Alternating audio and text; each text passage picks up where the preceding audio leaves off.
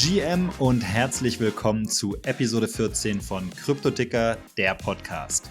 In dieser Folge spreche ich mit Zoe Faircloth. Zoe ist die Gründerin des Crypto Girls Club Berlin. Ich habe mir peinlicherweise am Anfang von unserem Gespräch erstmal einen kleinen Versprecher geleistet. Das kommt halt davon, wenn man dann an einem Tag 10 verschiedene Podcast-Aufnahmen macht, da kommt man schon mal durcheinander. Lasst euch davon aber nicht ablenken, denn die Folge mit Zoe ist wirklich toll geworden. Sie berichtet davon, wie die Idee zum Crypto Girls Club aufkam, wie groß die Community heute ist, warum sie natürlich für alle Geschlechter offen sind und vieles mehr. Also direkt rein in Episode 14 mit Zoe Faircloth vom Crypto Girls Club Berlin.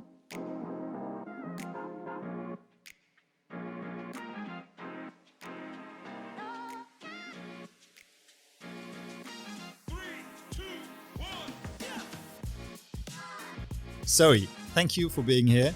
No worries. It's a pleasure. We're at Berlinverse actually, so 2-day festival in Berlin regarding NFTs, Web3, metaverse, all these kind of things. And you are here for NFT Girls Club, right? Crypto Girls Club. Crypto Girls Club. We are very affiliated with NFT Club Berlin. It's like the brother older brother group of us. So we're there's a lot of communities in Berlin, but I feel like the connection that we have with NFT Club, Crypto Girls Club, I think we came out as one of the strongest, and especially after the pandemic, and I think people craved that in person. This is where we were born from. We were born from the result of the coronavirus. We needed these interactions. We needed these in-person connections. So okay, can you explain what it is? Just briefly, so we get it. So Crypto Girls Club is a community of learners, developers, entrepreneurs, builders in the blockchain or the Web3 space.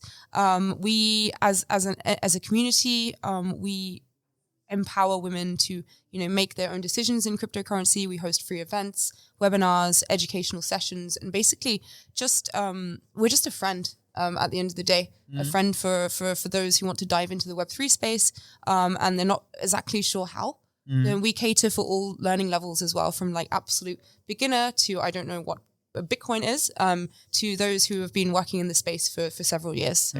And how do you do that? How do we do this? Through several formats. So our most popular are our in-person events. That's what we're sort of known for. We have partnerships with a lot of, companies in the space. So we host events in their offices. We have a new partnership with Factory Berlin. So we host monthly events, and basically on all topics. So we have this amazing community consisting of 500 active members and 2,000 across our channels, they reach out to us and say, hey, I want to learn more about this. We listen to them, so we either do polls, or we ask what do you want to see more of, and then we deliver events either in person or webinars. So a lot of it is partnerships and collaborations, and it's all free. It's open. It's not just for women. We don't want to divide. We want to include. Yeah. Okay, and you started that as a founder, as a co-founder, or what is your role within Crypto Girls Club? I started, so it all started with a conversation in a bar, really. Yeah. So many good stories. Yeah. I swear a lot of co-founders say yes over a nice beer, and this is where all the best ideas start. It's not just alcohol, but the settings. I think it's the relaxed environment, and it started a few years ago actually.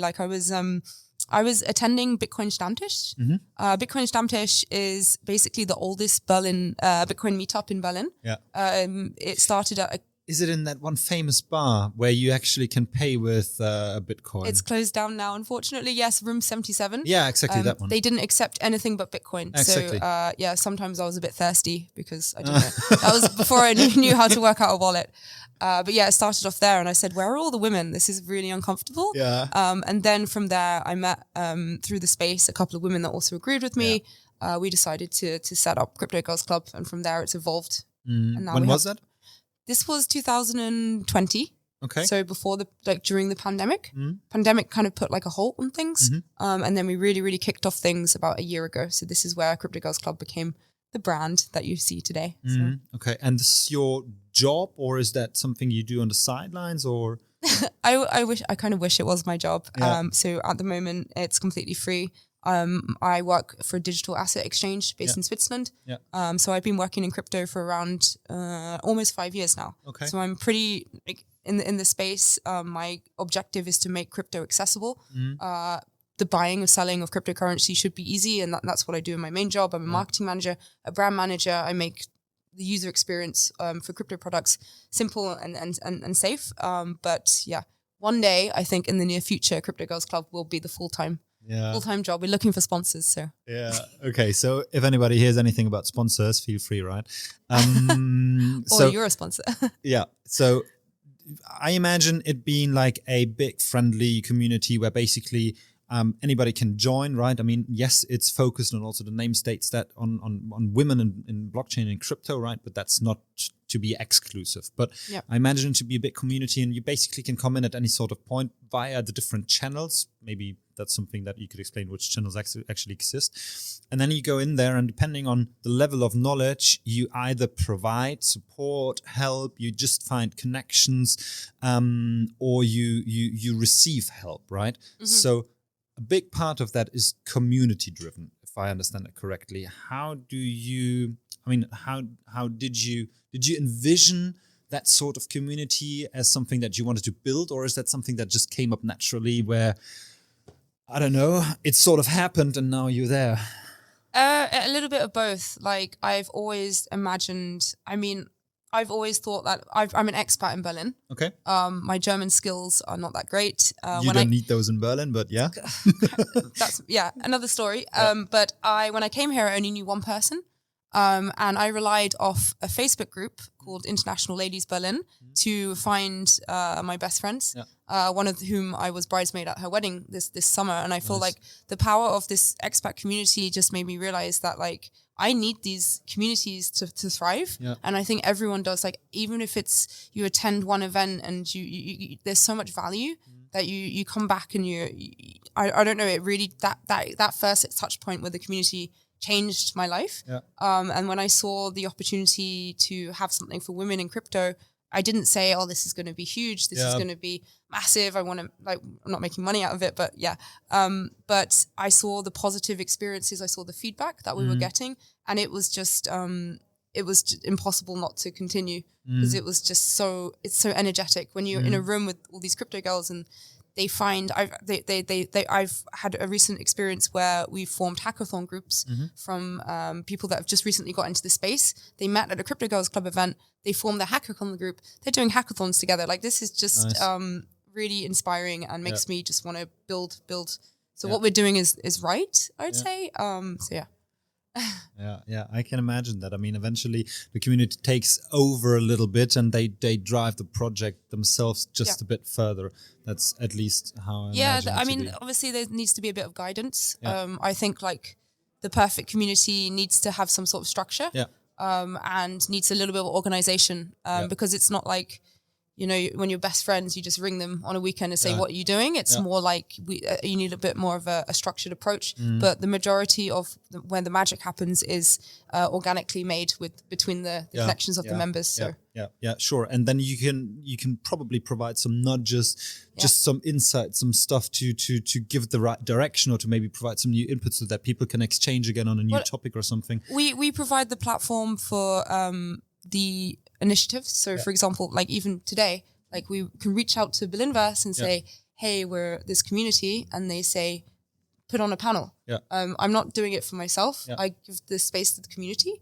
Maybe they find something from the panel, they attend, and then it spirals. So everyone, it's like this snowball effect, and the community is this like stepping stone into your web, whether it's a Web3 career or whether you want to do something. It is really like a launch pad for things. Moment. Jetzt gibt's erstmal ein bisschen Werbung. Und zwar für Cryptoticker. Cryptoticker ist nämlich viel mehr als dieser Podcast. Cryptoticker ist die Community rund um Web3, Kryptowährungen, NFTs und allem, was dazugehört. Bereits seit 2015 kümmert sich das Team von Cryptoticker darum, Neulingen und Profis eine Heimat im Kryptospace zu bieten. Auf Cryptoticker.io findest du jeden Tag neue Artikel und Insights, prall gefüllt mit News, Tipps, Hintergrundinfos und spannenden Einblicken. Im Cryptoticker Discord kannst du dich mit Tausenden von Gleichgesinnten austauschen, Fragen stellen, Kontakte knüpfen und vieles mehr. Schau am besten jetzt gleich in die Shownotes rein, denn da findest du alle Links zu Cryptoticker und kannst direkt ein Teil der Community werden. Und jetzt weiterhin viel Spaß mit Cryptoticker, der Podcast. Okay, and so that's also what you either presented already or will be holding a panel at Berlinverse? Yeah, we presented earlier today. So we did Where's the Metaverse Headed? Okay. The only female-only panel of the entire conference. So, yeah. And how was Maybe it? these men can take notes. No, I'm joking. It was really, really interesting. Okay. I like the energy and the vibe from these panels as well. Mm-hmm. Feel like it's something different each time. And yeah, I think the members get a lot out of it, especially when they can attend, they get tickets, and they can see the community in full force. Yeah. We're not just like behind a screen or on Telegram. It is something different, really. Yeah, I have to say as well. I mean, it's something different if you meet somebody in person, really, or if you just meet somebody, I don't know, in a VC on Discord or via screen, Zoom, whatever, something like that. So what's your channels? Where are you? Because I mean, I imagine there might be some people just listening in and actually wanting to join, right? There is a big community in Berlin, and I guess you guys still have some space left. We've got plenty of space. Like we're not, unless Telegram decides to kick us out. Yeah, exactly. So what's your channels? Yeah, where can you be found? We are like mainly on Discord, Telegram, Twitter, Meetup, and those are the main. Instagram. The thing is, we have a safe space for women. Yeah. And that's the only channel where we say, hey, it's just for women. That has about almost 600 members in it. And the rest is completely free for all. Because, like you said, we're not at a school disco where we're saying boys on the left, girls on the right. Yeah. We welcome all genders. So, yeah. Cool. So you can find us on Telegram. And, if you want to be updated with our events, it's usually Meetup. So. Right. Okay, then definitely we will put that in the show notes. Thank you so much for joining me. Cool. And Thank you have you so a good much. time at Berlinverse, and thank you very much. Keep on pushing, and all the best. Cool. Thank you very much. Vielen Dank fürs Zuhören. Wenn euch die Folge gefallen hat, dann lasst uns gerne ein Like da, klickt auf Abonnieren, macht eine Bewertung oder was euch sonst so einfällt. Damit helft ihr uns ziemlich. Und jetzt einen schönen restlichen Tag, Abend oder Morgen und bis zum nächsten Mal.